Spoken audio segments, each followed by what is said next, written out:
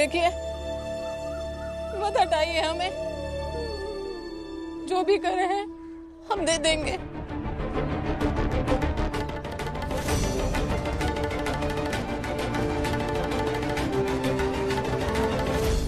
आई, ये अब क्या कह रही है? सही कह रही हूँ मैं,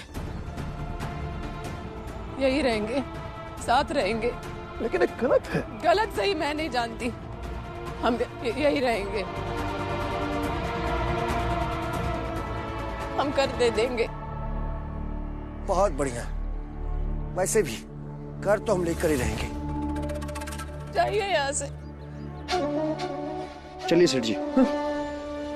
मैं यही रहूंगी, कहीं नहीं जाऊंगी, कहीं नहीं जाएंगे। ये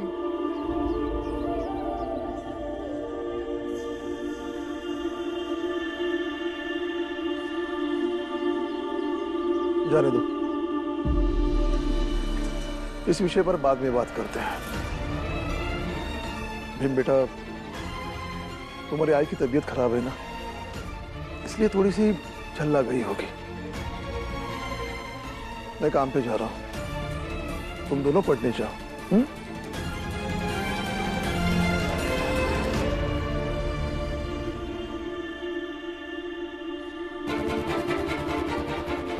मत हटाइए हमें, जो भी करे हैं हम दे देंगे, यही रहेंगे, साथ रहेंगे। क्या हुआ भीमराव, तुम कुछ परेशान हो? हाँ गुरुजी, एक बात समझ नहीं पा रहा हूँ मैं। क्यों, क्या हुआ? मेरी आई चाहे मेरा जितना विरोध करे, लेकिन मेरा दिल जानता है कि वो हमेशा इस बात से खुश है कि मैं अन्याय के खिलाफ संघर्ष करता हूँ। लेकिन आज वो बाबा से कह रही थी कि महाराज ने जो कर लगाया है वो दे देगी। इस तरह तो वो अन्याय के समर्थन में खड़ी है ना, वो ऐसा क्यों कर रही है? और गुरुजी, आई कई बार भीम के अनुपस्थिति में भी हम सबसे कहती है कि भीम हम सबसे ज्यादा संतुलित फैसले लेता है, और आज तो आई ने इसकी भी नहीं सुनी। तुम दोनों कभी कभी बच्चे भी रह लिया करो। हर बात को इतनी गंभीरता से लेने की आवश्यकता नहीं है। मैं कुछ समझा नहीं गुरुजी। व्यक्ति कब किस मनोस्थिति में हो इसका हमें अंदाजा नहीं होता है। यदि ऐसे में व्यक्ति ऐसा कुछ कह दे तो उस पर कितना सोचना चाहिए, या वो बात कितनी गंभीरता से लेने लायक है, ये दोनों तय करने का विषय है। हाँ गुरुजी, आप सही कह रहे हैं। बाबा भी यही कह रहे थे कि आई की तबीयत खराब है, इसलिए वो थोड़ा झल्ला गई होंगी। हो सकता है। तुम दोनों मेरी ये बात जिंदगी भर याद रखना, किसी भी संदर्भ में सोचने की प्रक्रिया की सीमा निर्धारित होनी चाहिए, वरना व्यक्ति सोचता तो बहुत है लेकिन नतीजे तक नहीं पहुंचता है, और परिणामहीन सोच प्रक्रिया व्यक्ति की रचनात्मकता और उत्पादकता दोनों का क्षय करती है। समझ गए? चलो अब विद्यालय चलते हैं, आओ।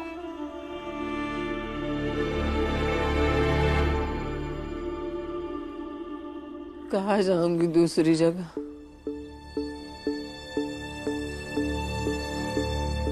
इतना वक्त नहीं है मेरे पास कि अपने परिवार को बिखरते और फिर से एक होता देखूं।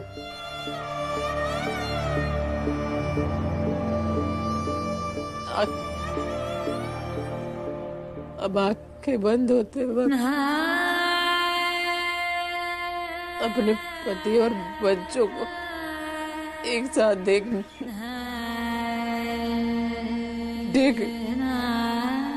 साथ देखना चाहती हूँ, बस।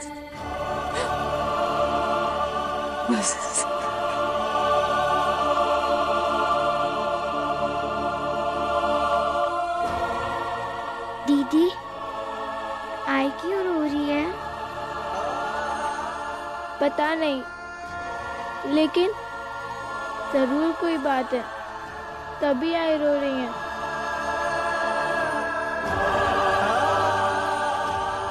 चलो ना दीदी, आई से पूछते हैं क्या बात है। आई बताती थोड़ी है, उनकी ये आदत है, वो अपना दुख किसी से नहीं बताती है, कोई ना कोई बहाना करके टाल देती है।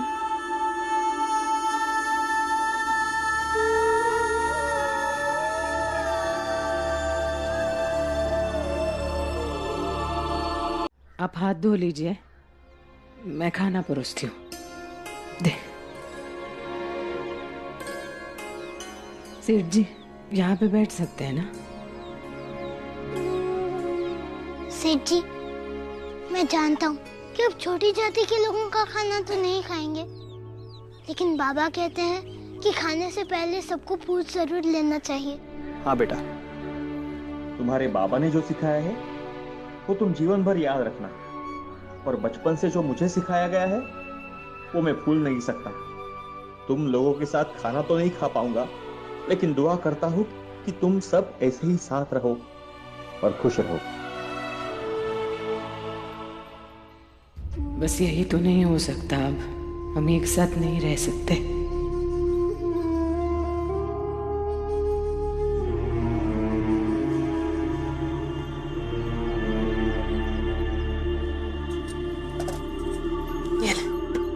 खोल दे।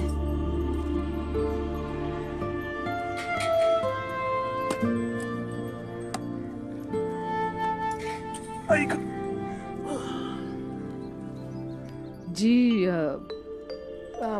पानी कहाँ से लाऊं? वहां मोरी के बाजू में। यहाँ? हाँ, अभी आई, बस खोल के रख। सही कह रहे थे राम जी, मुझे अब घर जाना चाहिए, अपने परिवार को भी समय देना चाहिए।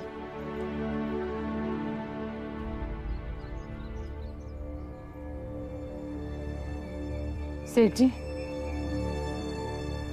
कुछ बात करनी थी आपसे। हाँ बोलो। जी अगले कुछ दिन इन्हें थोड़ा पहले छोड़ेंगे तो ये समय पर घर आ जाएंगे। लेकिन राम जी खुद ही चाहता है कि वो ज्यादा काम करे, पैसे कमाए, और ये सब कुछ वो तुम लोगों के लिए कर रहा है। जानती हूँ, लेकिन अगले कुछ दिन पैसे कमाने से ज्यादा आवश्यक है उनका घर पर रहना। विनती करती हूँ मैं आपसे।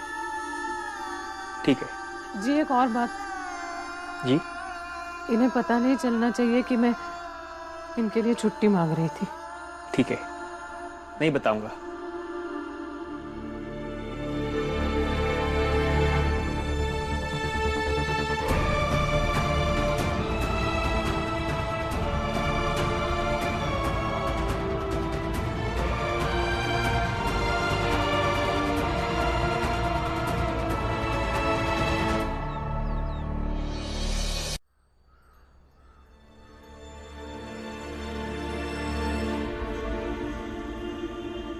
ये क्या था भीमा भाई? क्या? यही कि तुम अपने पति के लिए छुट्टी की मांग कर रही थी, और इस बात का मुझे पता नहीं चलना चाहिए। ऐसा क्यों? बस ऐसे ही।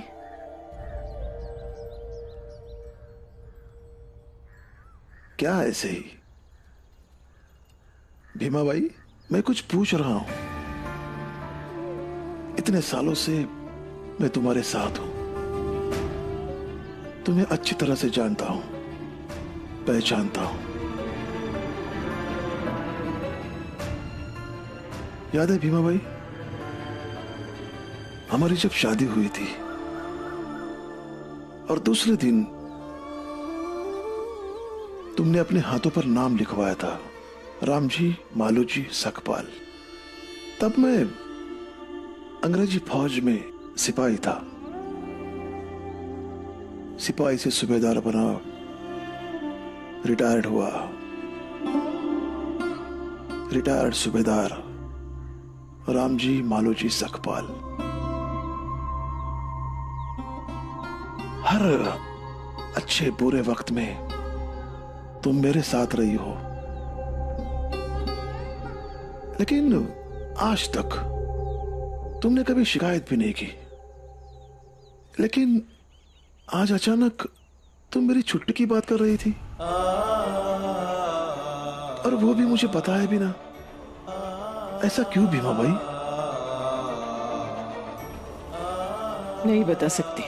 क्या नहीं बता सकती? सेठ जी को कह सकती हो, मुझे नहीं कह सकती?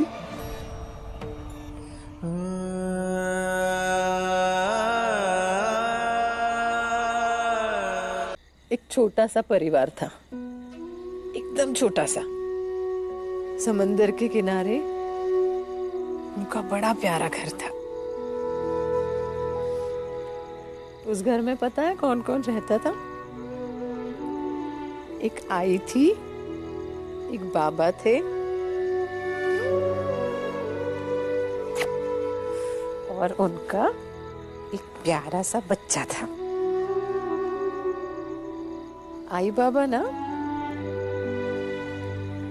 आई बाबा ना।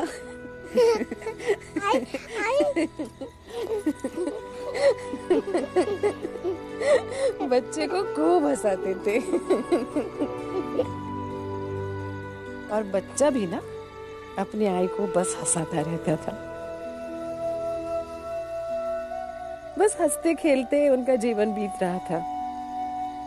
उसके बाबा है ना, वो समंदर में नाव में बैठ के व्यापार के लिए आया जाया करते थे, और आई खाना बनाती थी, कपड़े धोती थी, एकदम अच्छे से घर संभालती थी। लेकिन एक दिन अचानक से उस समंदर में तूफान आ गया,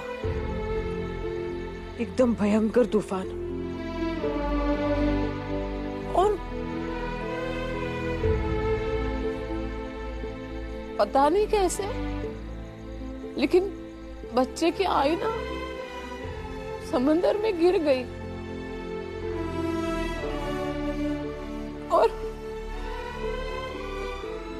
और लहरों के साथ बहने लगी। फिर उस बच्चे की आई हमेशा के लिए समंदर में खो गई। विवा, अरे रो क्यों रहा है तू? विवा, अरे मैं तो ऐसे ही कहानी सुनाते सुनाते, तू क्यों रो रहा है? कहानी है, ऐसा असल में थोड़ी ना हुआ था। आई, वो बच्चा अपने आई के बिना कैसे रहेगा? वो तो मर जाएगा। आई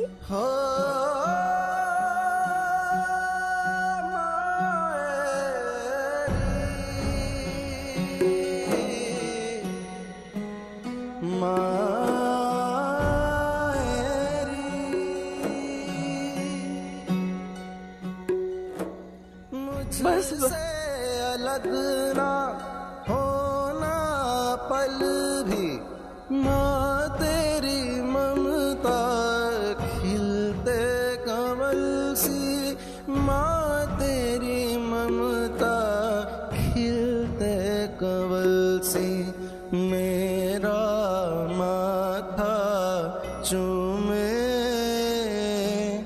मेरी फिक्र बन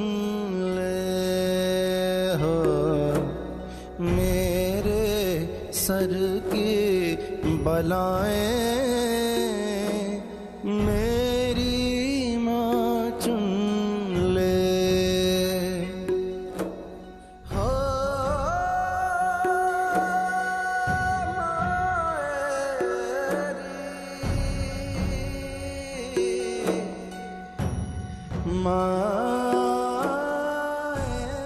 पागल, चुप हो जा। देख, मुझे भी रुला दिया तुझने। मत रो। सुन सुन सुन, अरे अरे असली कहानी तो इसके बाद शुरू होती है बीबा। सुन, छोटा सा बच्चा अपनी आई को खो देता है और फिर उसके जीवन में कई सारी समस्याएं खड़ी हो जाती है, लेकिन बच्चा इतना बहादुर होता है, इतना बहादुर होता है, उन परिस्थितियों से लड़कर वो पढ़ता है, खूब पढ़ता है, संघर्ष करता है और बहुत बहुत बहुत बड़ा आदमी बनता है। इतना बड़ा आदमी बनता है कि सारी दुनिया में उसका नाम होता है।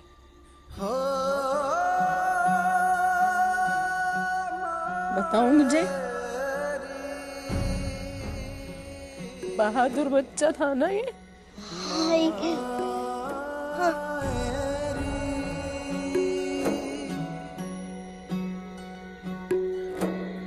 तूने सब कुछ कहानी ना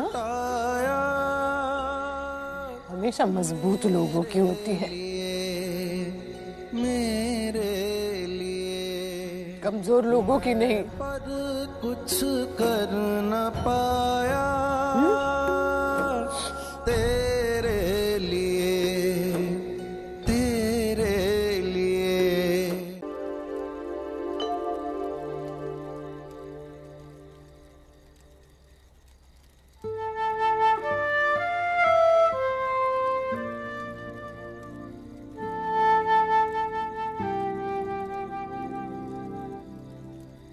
अपनी अपनी थाली उठाओ और एक एक कोना पकड़ के बैठ जाओ।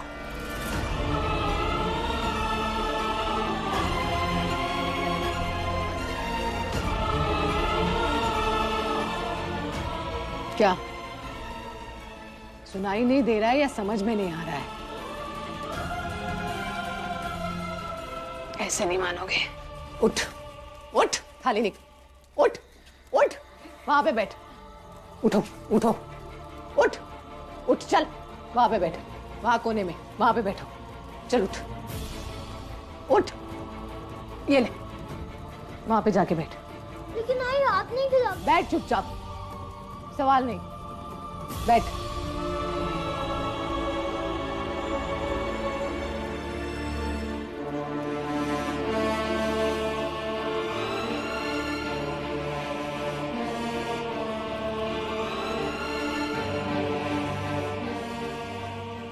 अब खाना खाओ।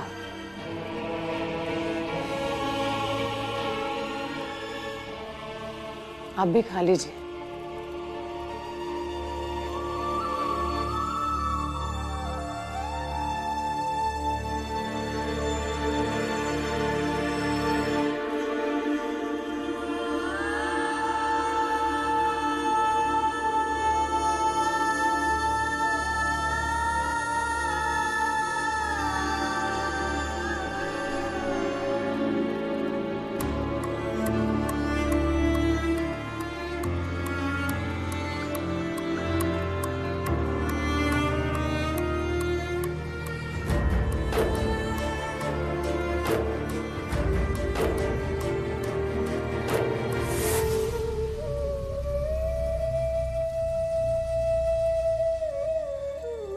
ये क्या नाटक है?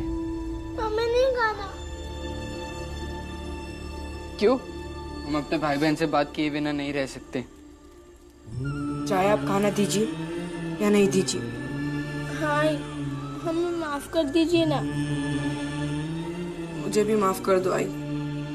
आप माफ कीजिए या ना कीजिए, आप जानिए, लेकिन हम ऐसे नहीं रह सकते।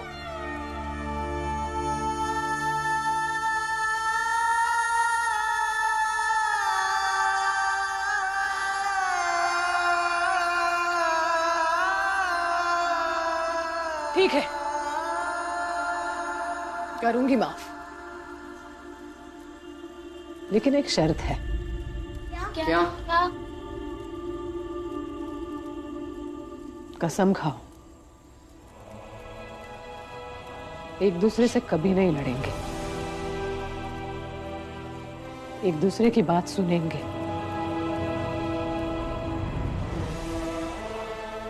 अच्छा व्यवहार करेंगे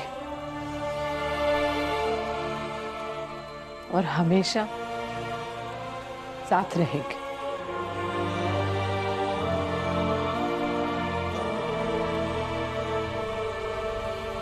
मंजूर है?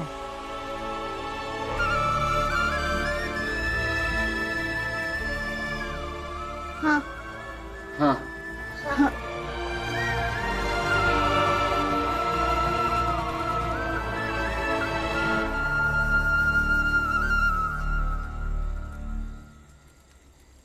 कहो, हम कसम खाते हैं, हम कसम खाते हैं एक दूसरे से कभी नहीं लड़ेंगे, एक दूसरे से कभी नहीं लड़ेंगे, एक दूसरे की बात सुनेंगे, एक दूसरे की बात सुनेंगे, अगर कोई समस्या हो अगर कोई समस्या हो तो उसे सुलझाएंगे तो उसे सुलझाएंगे और हमेशा और हमेशा हमेशा साथ रहेंगे। और हमेशा साथ रहेंगे। और आप भी देखिएगा कि हम बूढ़े भी हो जाएंगे लेकिन आपकी कोई बात कभी नहीं भूलेंगे।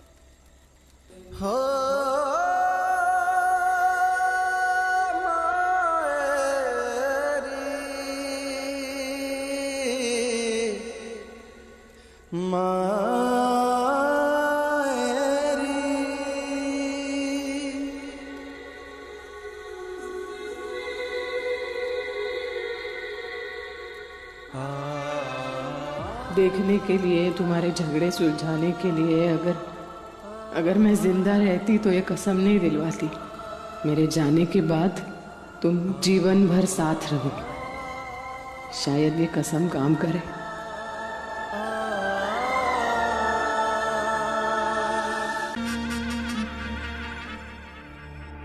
महाराज,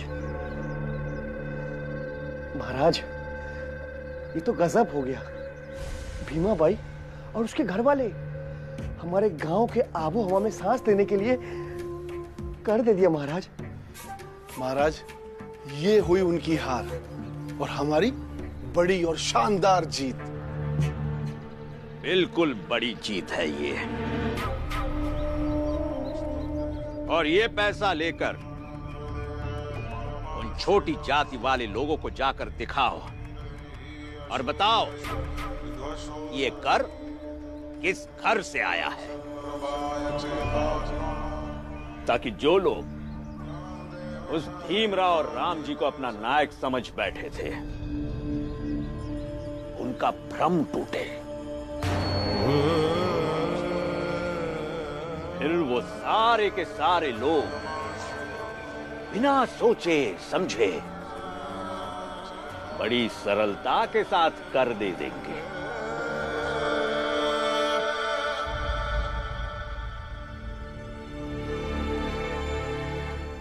देखिए, मत हटाइए हमें, जो भी करे हैं हम दे देंगे। जी, अगले कुछ दिन इन्हें थोड़ा पहले छोड़ेंगे तो ये समय पर घर आ जाएंगे। ठीक है। इन्हें पता नहीं चलना चाहिए कि मैं इनके लिए छुट्टी मांग रही थी। अभी तो जिंदगी शुरू हो गई है, बहुत जीना बाकी है। 100 साल जिएंगे भीमा भाई। मुझे कल की नहीं, आज की परवाह है। करूंगी माफ, लेकिन एक शर्त है। कसम खाओ, एक दूसरे से कभी नहीं लड़ेंगे, एक दूसरे की बात सुनेंगे, अच्छा व्यवहार करेंगे। मैं इतना उलझा हुआ रहा कि मुझे समझ ही नहीं आया कि कुछ बात तो जरूर है जो भीमा बाई हम सबसे छुपा रही है। मुझे हर हाल में पता करना होगा कि भीमा बाई को क्या हुआ है। ये भीमा बाई के व्यवहार में इतना बदलाव कैसे आया? जरूर कुछ ना कुछ बात तो होगी, और ये बात पता करनी होगी।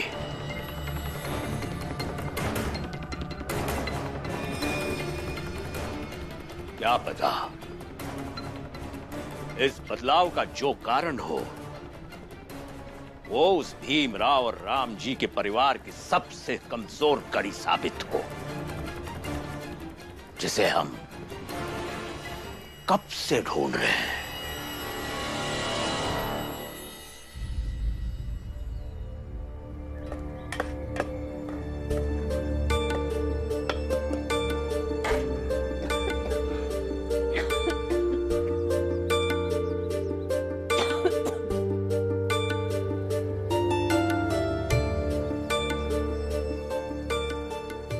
हाँ बस बन गया खाना, अभी बांध देती हूँ। भीमा भाई, क्या हो गया तुम्हें? मुझे कुछ नहीं हुआ। कुछ तो हुआ। भीम कह रहा था कि पिछले कुछ दिनों से तुम्हारे व्यवहार में बदलाव आ गया है। अच्छा? और तुम कह रहे हो कि कुछ भी नहीं हुआ। विवा को क्यों लग रहा है कुछ बदलाव है? जरा वो डिब्बा दे दीजिए ना, दीजिए ना।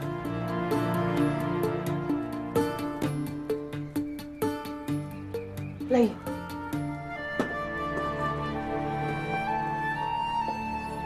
कर के लिए मान जाना, मेरे सेठ जी से छुट्टी की बात करना, बाला के साथ बाजा बजाना, ये कुछ अजीब नहीं है? मुझे तो नहीं लगता कुछ अजीब है।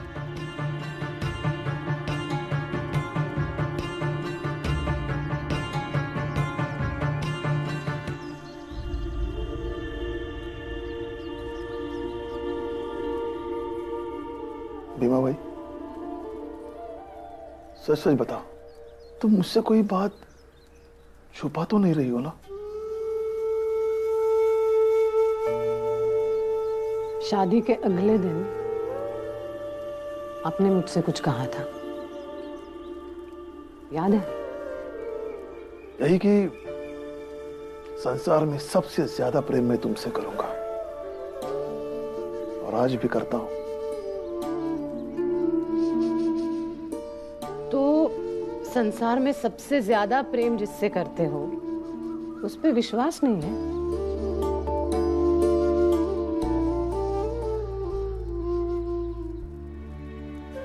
मैं ठीक हूं, मुझे कुछ नहीं हुआ और मैं आपसे कुछ नहीं छुपा रही।